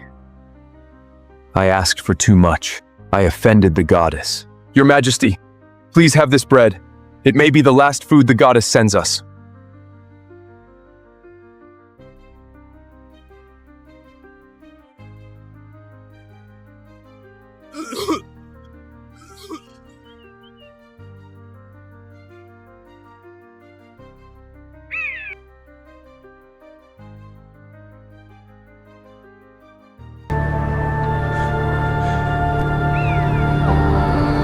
Your Majesty. Your Majesty. Your Majesty, please. Kill me. My granddaughter is only 6. Please. Let her eat me! Live. Whatever it takes. You live. I am a king of nothing! Children starve to death. Mothers bleed to feed their babies. My people eat each other, yet I can't save them.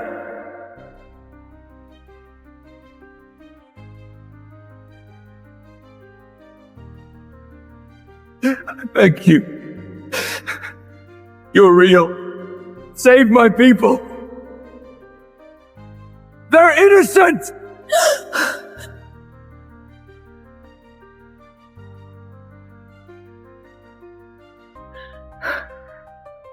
That dream from over 10 years ago? Why now? Weird? Did I forget something?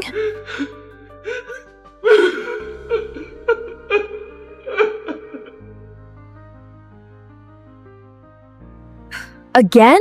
Enjoy hitting me, huh? Fine. Let me see what the hell it is.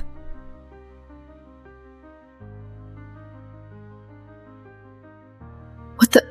Wait, ancient Rome? This cup is linked to ancient Rome? Show me what you're truly capable of, Cain. No more holding back.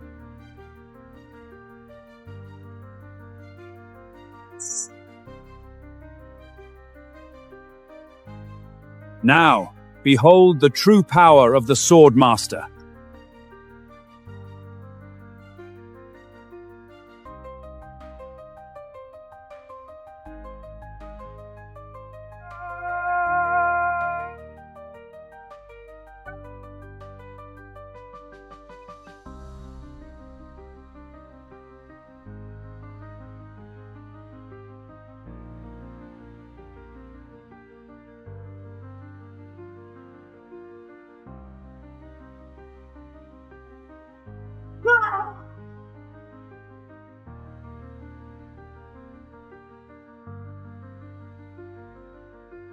Good. Very good. In just a few years, you've completely surpassed my lifetime of training. I have nothing left to teach you, my boy. It's time for you to take my place as the new Sword Master. Master, there is one thing I need to do. I need to go home and get married. Get married? Yes, it was my father's last wish.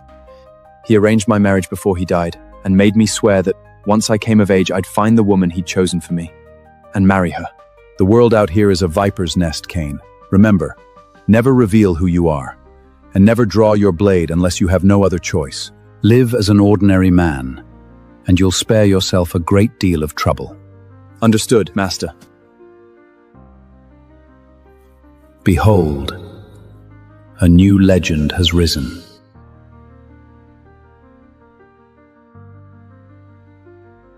So this is the devastating power of the Swordmaster. If I can bring him back, Arundel might actually stand a chance. No, I'm too late. The Swordmaster's already gone.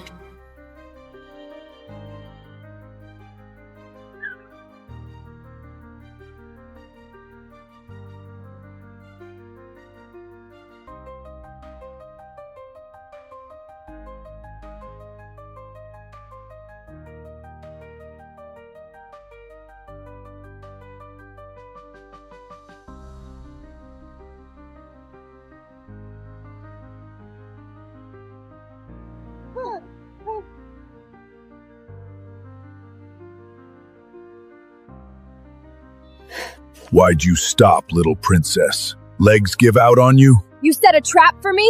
Cowards! You have no honor! Honor doesn't win wars, sweetheart. But dragging you to the city gates until your old man surrenders? That's just good strategy. In your dreams. That's... Pathetic little fool.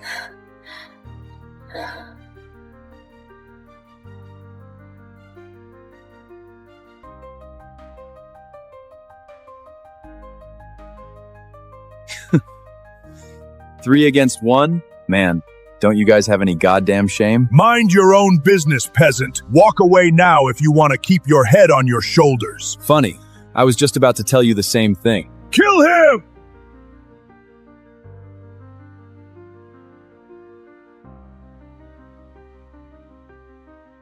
Hey, don't say I didn't give you a chance.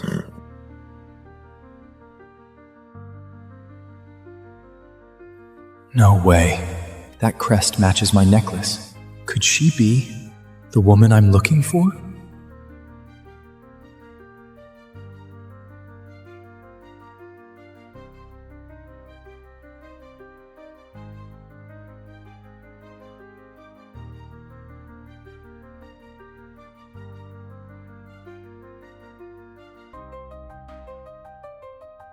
A perfectly clean cut, one single strike, straight through the throat. No ordinary blade did this. Who are you, boy? Did you kill these beastmen and save my daughter? Master told me to keep my head down. Can't go flashing my identity just yet. Oh, no, sir. I'm just a blacksmith. They were already dead when I got here. Father, please, look at him. He's just a peasant blacksmith. There's no way in hell he could kill 3 beastmen. I think it was the sword master. The sword master? Here? Think about it. I just came down from the Swordmaster Mountain, and his sanctuary was completely empty.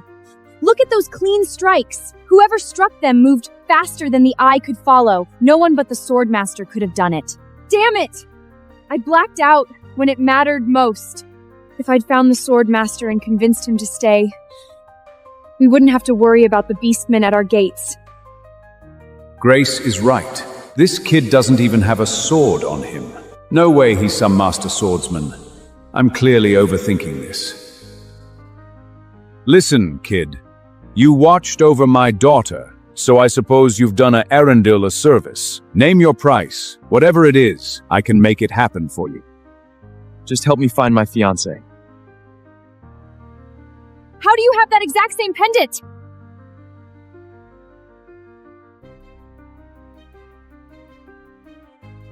You're Robert's son. You're Cain? In the flesh. Before my father died, he gave me this pendant. He told me that once I came of age, I was to honor the arrangement and marry your daughter. So, I guess that makes you my father-in-law? Watch your mouth, boy! I never said I'd let you marry my daughter. Father, what's going on? I am the crown princess of Arundel. How could I possibly be betrothed to some ragged blacksmith? Look, Grace. Years ago, Robert and I were close. We had too much to drink and said a few foolish things. I never imagined he'd take it seriously. You hear that, boy? It was a joke. There was never a real betrothal. I am the crown princess of Arundel, the first in line for the throne. And you? You're a low-born blacksmith. You want to marry me? Try it in the next life! Now take your piece of shit junk and get the hell out of my sight! Look, kid. Here's 100 gold coins. Enough to keep a man comfortable. Take it. Consider it a generous settlement. I didn't come here for your money. What? Not enough for you? You could hammer iron for 3 lifetimes and never see a fraction of this wealth. Don't push your luck, peasant.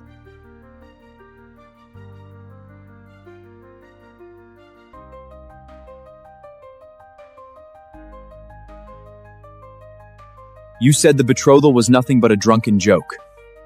Then how do you explain this? Years ago, when you were begging my father to help you claim the crown, you were on your goddamn knees, pleading with him for this marriage alliance.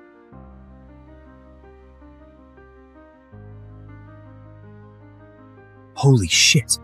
It's real. The princess is actually engaged to a blacksmith? Unbelievable! Man, Prince James is gonna lose his mind. He's been chasing Princess Grace for years, and King Roderick was finally about to give his blessing. Exactly. Prince James brought 5,000 soldiers to defend Arundel and even took a general's commission just to stay at her side. And now some blacksmith shows up claiming to be her fiancé? That's ridiculous. Hey, keep your voice down. Arundel was built on sworn oaths. If the king breaks his own word, what is any oath worth? I don't give a damn about some old piece of paper. Look around you, blacksmith. The beastmen are literally knocking on our gates. The man I marry will either be a legendary warrior like the Sword Master, or a true hero like James, who commands legions to save my people. And what do you bring, huh?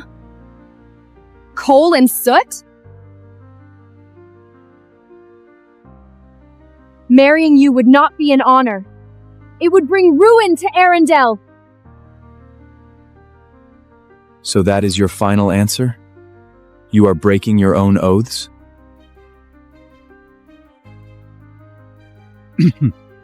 Of course not. We are not oath breakers. Tell you what, Cain, come back to the palace with us. Serve as a knight in training and spend some time with Grace. Give you two some time to build some chemistry. Father, you can't be serious. Silence, Grace. Let me handle this. A filthy blacksmith thinks he can become a knight and marry the princess? Go find a mirror, boy. You aren't fit to shine her boots. King Roderick, the Royal Knights are the absolute elite warriors Arundel has. Every single man earns his place through brutal trials. If some ragged blacksmith can just skip the line because his daddy pulled a few favors back then the Royal Knights might as well become a goddamn laughingstock. James is right, Father. Your personal oath matters, but Arendel's survival matters more. Then it's settled, Cain. If you truly intend to marry my daughter, prove you're worthy. The Royal Knight trials are being held today. Win the tournament, and I'll see you and Grace married. What do you say? Listen to me, boy. The trials aren't your cozy little forge. Men fall in that arena. Take the gold and crawl back where you came from before you get yourself killed. Royal Knight trials? Sounds like a party. I've got nothing better to do today anyway. Let's go see how deadly this little arena of yours really is.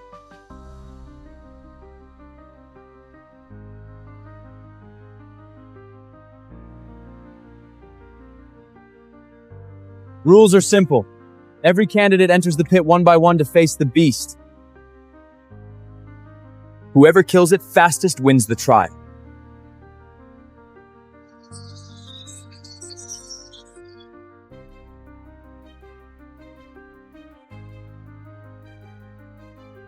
Impressive! That's our strongest candidate today. He might actually break the record you set at 20. What was it again, James? 1 minute. A whole minute? That's the record you're proud of? You don't know shit about real combat, peasant! Big guy's way too slow. He's gonna stretch this out for 5 minutes, and he's losing an arm before it's over. You have no idea what you're talking about. Stop embarrassing yourself.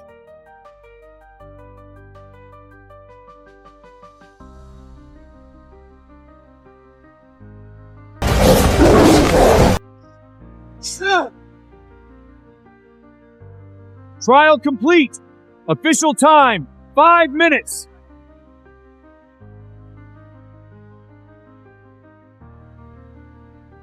How did he do that? It happened exactly the way he said it would. Right down to the goddamn minute. The peasant got a lucky guess. That's all.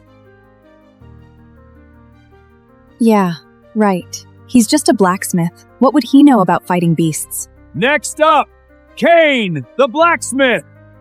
Did he say blacksmith? Since when are blacksmiths allowed in the trials? Look at those screeny arms. They are barely enough for an appetizer. The beast will tear him apart.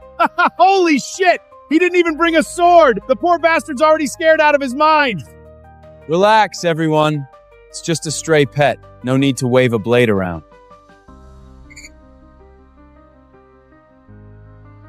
Bragging won't save you, you arrogant idiot. You think that's a damn puppy in there? Take a good look.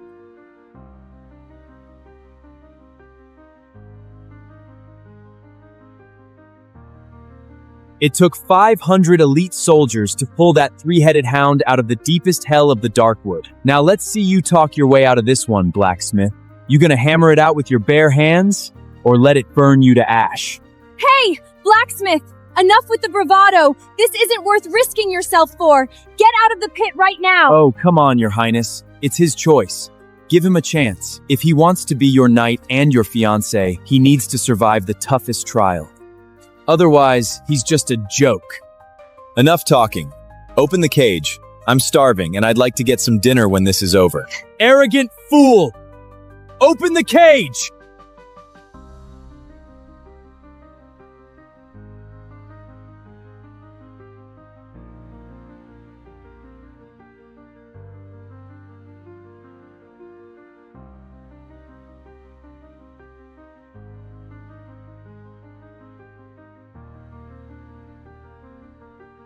Coward! Is dodging all you can do down there? Stand your ground like a man! Those movements. His pacing is flawless. He's stepping exactly into the beast's blind spots before the strike even lands. Is he really just a blacksmith?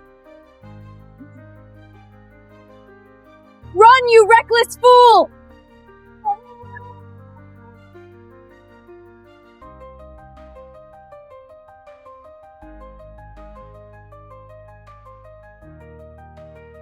Holy shit! How is that even possible?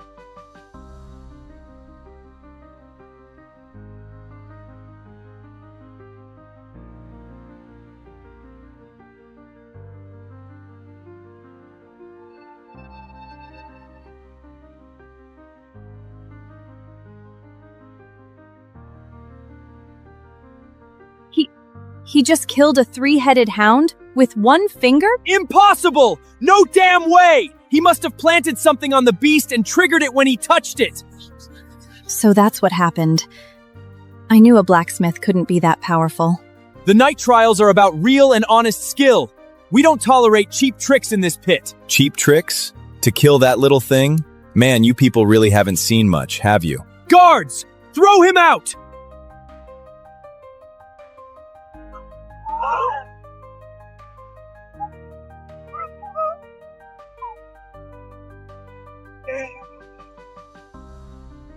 Damn it! War horns! The beastmen are attacking!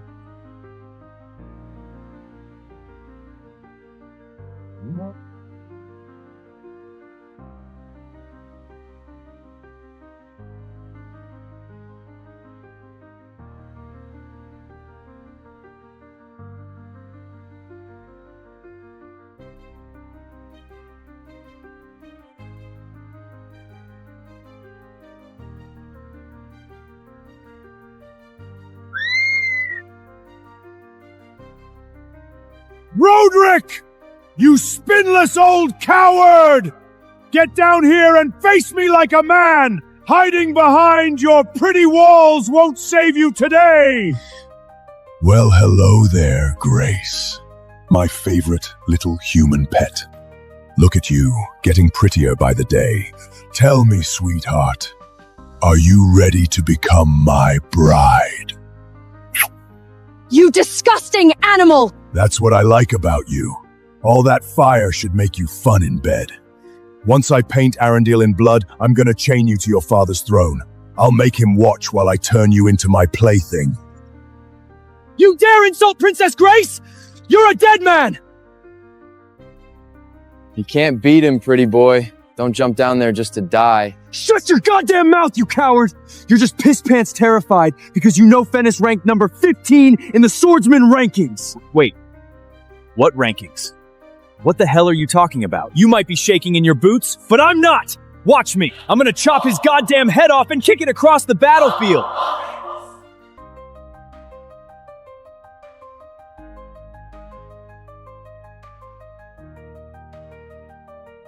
Not bad for a royal boy.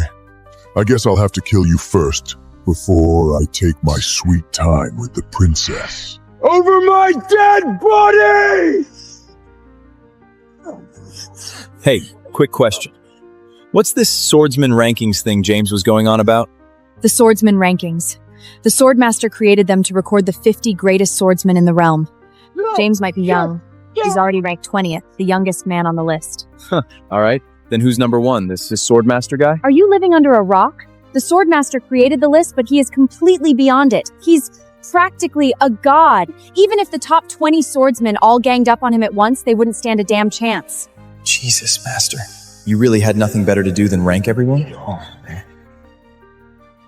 Yes! James hasn't lost his edge. He's actually going to put that wolf down. Pretty swordplay for sure. Too bad it's full of openings. Within 3 moves, James loses. Shut up! You're a blacksmith. What would you know? James is clearly winning.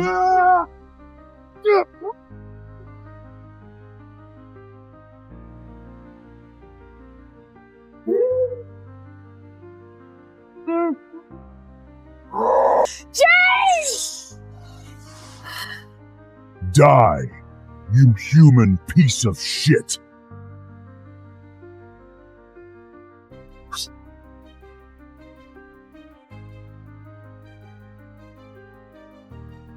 Who was that? Who sniped my blade? Show yourself! Did he just deflect Fenris's blade with a pebble? Fenris is ranked number 15. That brute's born with monstrous strength. How is that possible? Oh, I get it. He's a blacksmith. He spends his life forging weapons, so he must know the weaknesses of different swords. He got lucky. Can't win a real fight, so you throw cheap shots? Typical humans. But guess what? It didn't change a damn thing. Your champion ran back behind his walls like a whipped dog. Hey, old man, send someone who can actually fight. If anyone here beats me today, I'll pull back my troops. Otherwise, when these walls crumble, we slaughter every single man, woman, and child inside. No survivors! Then, I suppose I'll have to handle this bastard myself. Father, no! You can't! Easy, my go. I may have some gray in my beard, but I was a battlefield swordsman long before I wore a crown. And I still hold the 16th spot on the swordsman rankings. Father is ranked 16, and Fenris is 15. They're only 1 spot apart. He can win this. He has a chance. Not even close.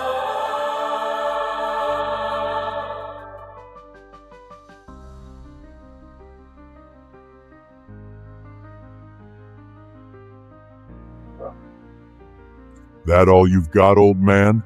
Did you forget to eat breakfast or something?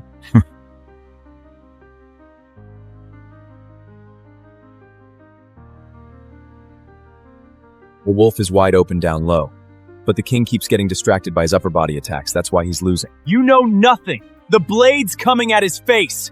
What's he supposed to do? Let it take his head?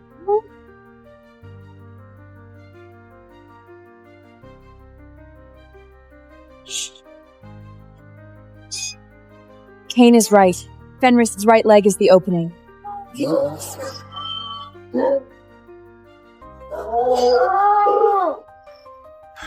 Father! Go for his right leg!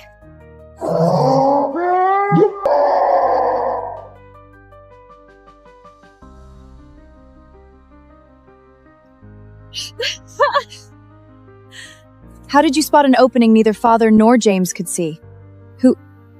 Who are you?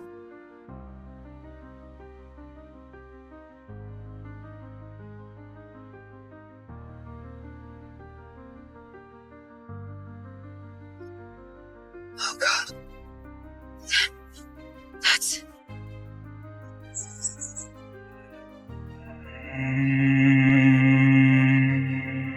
Brother, you're here! My brother is ranked 12 in the entire realm. He was personally guided by the legendary Swordmaster himself. His swordmanship is God's deed. You are all fucking dead! Wait, what? Guided by the Swordmaster? Since when did I train that oversized cat? Useless garbage! Losing to a human whose rank is lower than yours, you've disgraced the entire Beastkin bloodline.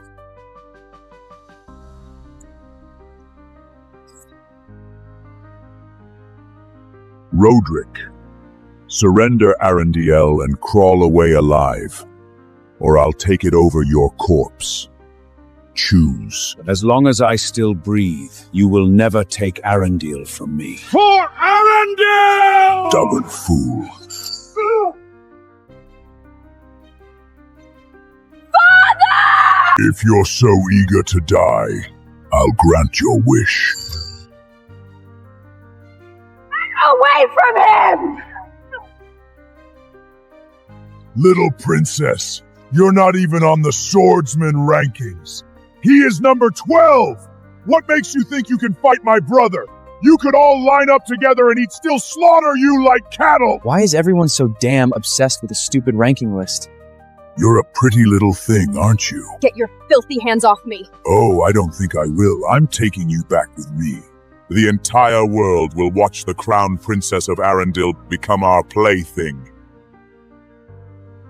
In your fucking dreams! Just like your father. Good. Let's see how long it takes to break. Grace! It's all over. Arundel falls today.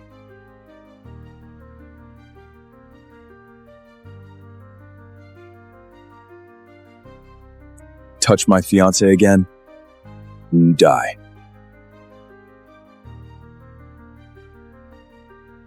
Cain? Stay back. I've got this. Your fiancé? I love taking a man's wife right in front of his eyes. Once I slaughter you, boy, I'm gonna take her home and have some real fun. Insult my fiancé again, and I will rip out your tongue. Has Arundel completely run out of real soldiers? You're seriously sending a ragged street beggar out here to talk trash to me? Cain, stand down! He is number 12 on the rankings. You're just a blacksmith. What do you think you can do against him? Stupid blacksmith. Trying to play hero? Baron's gonna spill your guts. Ah, blacksmith. A lowborn wees who doesn't even carry a blade. What are you gonna fight me with, boy? Your little forge hammer? Ha ha ha! Who said I don't carry a blade? Watch closely.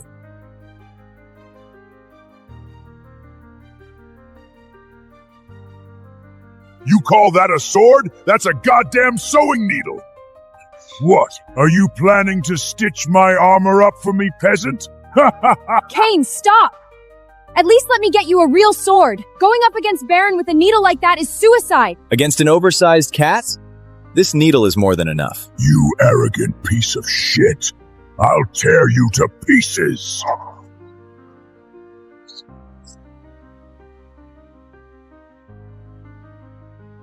Is that it? Is that all the legendary number 12 has got? You bastard! That's his signature strike. The 1,000-blade storm.